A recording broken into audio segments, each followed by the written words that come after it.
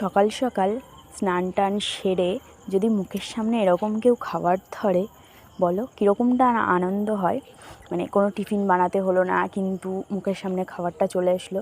সেই পুরানো ফিলিংস যেমন মা করতো, মায়ের কাছে গেলে যেমন কোনো কাজবাজ করতে হয় না, টাইম টু টাইম মা খাওয়ার বলো চা সব কিছু মুখের সামনে ধরে, ঠিক ফিলিংসটা না সেরকমই আসছে।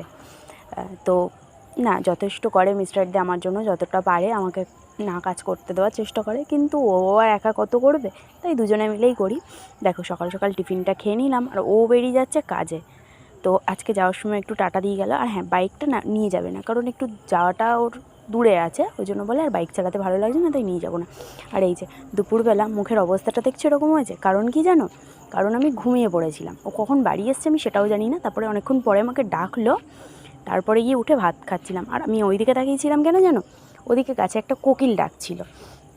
ওর ডাকটা খুঁজছিলাম, আর সেটাই ওকে খোঁজার চেষ্টা করছিলাম যে ডাকটা শুনে কোথায় বসে আছে।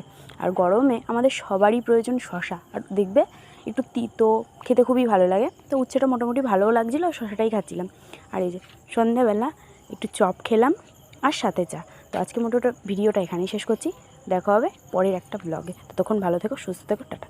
আর চ্যানেলটা সাবস্ক্রাইব